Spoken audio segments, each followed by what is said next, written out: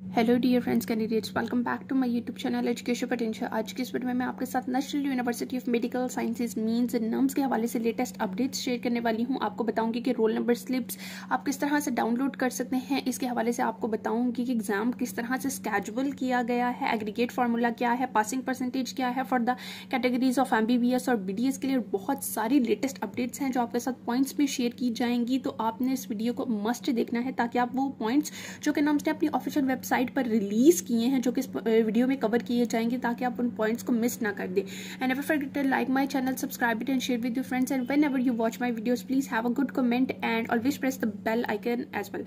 So without wasting our time we should start our video. So let's get started. अगर हम लोग first point को discuss करें तो फर्स्ट पॉइंट के अंदर ये लिखा है the candidates of having valid citizenship card are eligible to apply for the NUMS entry test के लिए अपेयर हो सकते हैं। ठीक है, इसकी अगर हम लोग डिस्क्रिप्शन आपके साथ शेयर करूं इसकी डिस्क्रिप्शन, तो इसमें यही लिखा है कि अगर आप बाहर के हैं यानी अब्रॉड के हैं या फिर आप पाकिस्तान के हैं तो वैलिड सिटीजनशिप कार्ड आपके लिए मस्ट है। यानी अगर आप पाकिस्तान के हैं तो आपने अपना ID कार्ड मस्ट लेकर जाना है। ID कार्ड आपके लिए बहुत ज़्यादा मैंडेटरी है। ID कार्ड के बगैर आपको नम्स के एंट्री टेस्ट के अंदर अपेयर नहीं होने दिया जाएगा। नम्स का एंट्री टेस्ट आप नहीं दे सकते। और अगर हम लोग बात करते चलें उन तमाम स्टूडेंट्स की जो 18 ईयर्स से नीचे है यानी 18 ईयर से बिलो है, जिनका अभी तक ID कार्ड नहीं बना, ठीक है, तो वो भी अभी तक वेटिंग में ना रहे, उनके लिए एक ऐसा प्रोसेस है, यानी उनको स्मार्ट कार्ड बनवाना मस्ट है। और ये स्मार्ट कार्ड उन्हीं बच्चों का बनता है जो 18 ईयर से नीचे होते हैं। नम्स आपको पहले भी कहता है और लास्ट मोमेंट पर भी नम्स आपके साथ यही डिस्कस करता है कि आपके लिए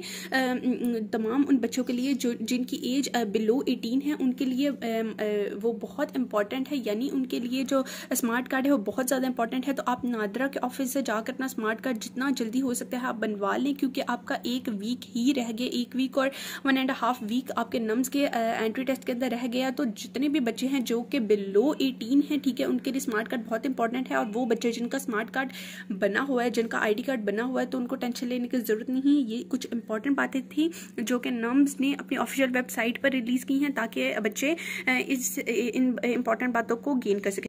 now comes to the second point. Second point के अंदर ये लिखा है कि FSC, HSSC, A levels and 12th grade के बच्चे जिनका रिजल्ट अभी तक अनाउंस नहीं हुआ, यानी फर्स्ट सेकंड ईयर के स्टूडेंट्स के बच्चे, A लेवल्स के स्टूडेंट्स के बच्चे जिनका रिजल्ट अभी तक अनाउंस नहीं हुआ, ठीक है, वो भी अप्लाई कर सकते हैं नम्स एंट्री टेस्ट के लिए। ठीक है, वो भी एलिजिबल हैं अप्लाई करने के लिए, यानी जिनका रिजल्ट नहीं आया वो भी अप्लाई कर।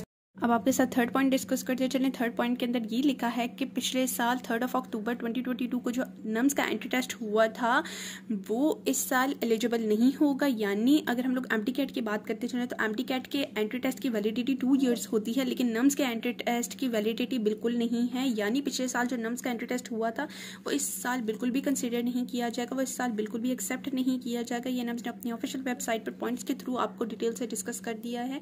यानी अब आपको क्लेरिफाई हो गया होगा कि नम्स जितने भी बच्चों ने पिछली दफ़ा नम्स का टेस्ट दिया था और अगर वो पास थे, ठीक है, तो वो इस साल एलिजिबल उस अपने रिजल्ट की बेसिस पर इस दफ़ा अप्लाई नहीं कर सकते, इस दफ़ा वो अपेयर नहीं हो सकते। And this was the third point. Now comes to the fourth point.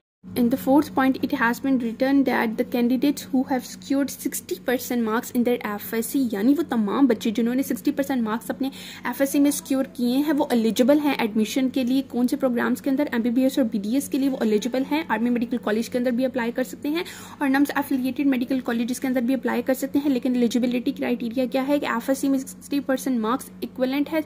FSC में 60% मार्क्स आपके होने चाहिए, मैंडेटरी हैं। इससे नीचे यानी आपके 55% मार्क्स, इवन आपके 59% मार्क्स भी हैं तो भी आप अप्लाई नहीं कर सकते, तो भी आप एलिजिबल नहीं हैं।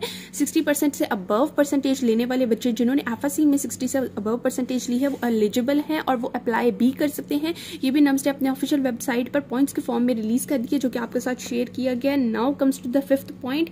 फिफ्थ पॉइंट के अंदर ये चीज़ क्लियर कर दी गई है that the passing criteria for the NUMS entry test in BDS और MBBS के लिए भी अनाउंस कर दी गई। यानी ये बिल्कुल MT-CAT के इक्विवेलेंट है, यानी बिल्कुल MT-CAT की तरह ही है। 55% for the MBBS and 45% for the BDS ये पासिंग क्राइटेरिया है। यानी आप 55% सिक्योर कर लेते हैं तो आप MBBS की कैटेगरी के अंदर एडमिशन लेने के लिए एलिजिबल हो जाते हैं, और अगर आप 45% सिक्योर कर लेते हैं तो आप BDS की कैटेगरी में अप्लाई करने के एलिजिबल हो जाते हैं। और ये भी मैं आपको क्लियर करती चलूँ, this is the applying eligibility criteria. ये आपका मेरिट क्राइटेरिया नहीं है, ये आपका एलिजिबिलिटी क्राइटेरिया। मेरिट क्राइटेरिया तो कुछ डिफरेंट होता है। और आपको इसके साथ साथ एग्रीगेट फार्मूला भी बताते चलें। एग्रीगेट फार्मूला जो कि नम्स ने अपनी ऑफिशियल वेबसाइट पर रिलीज कर दिया है वो इस तरह से है कि 10% आपकी मैटर की वेटेज होगी, 40% आपकी एफएससी की वेटेज होगी और 50% आपकी नम्स के एंट्री टेस्ट की वेटेज होगी। That is MDCAT for nums के लिए इसकी वेटेज होगी। तो ये तमाम पॉइंट्स थे जो नम्स ने अपनी ऑफिशियल वेबसाइट पर रिलीज कर दिए हैं। और अगर हम लोग रोल नंबर स्लिप के हवाले से बात करते चलें तो रोल नंबर स्लिप जो कि 5 अक्टूबर 2022 को चांसेस थे कि नम्स ने अपनी ऑफिशियल वेबसाइट पर रिलीज कर दे, ठीक है, वो अभी हो सकता है कि 1-2 दिन तक यानी 8 अक्टूबर 2022 को आपके ऑफिशियल वेबसाइट्स पर भी आपको बता दिया जाएगा। इसके साथ साथ आप अपनी ईमेल्स भी चेक करते रहिएगा क्योंकि नम्स की ऑफिशियल वेबसाइट पर भी आपको बता दिया जाएगा, नम्स की ऑफिशियल वेबसाइट पर भी रिलीज कर दी जाएंगी लेकिन आपको ईमेल्स के थ्रू बता दिया जाएगा। तो आपने अपनी ईमेल्स रोज चेक करनी है ताकि आपको पता चल जाए कि आपकी रोल नंबर स्लिप्स आ गई हैं कि नहीं आ गई।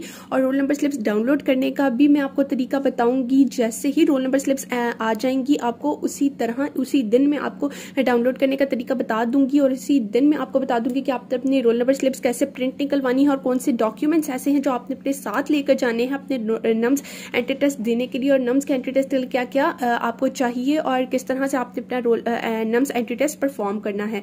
तो अभी तक के लिए आपको इतने ही पॉइंट्स के साथ आगाह करते हैं। And thank you so much for watching this video. If we have any other information regarding NUMS, regarding MDCAT and regarding any type of institution, we will inform you on this YouTube channel. Thank you so much for watching this video. Up till now, Allah Hafiz.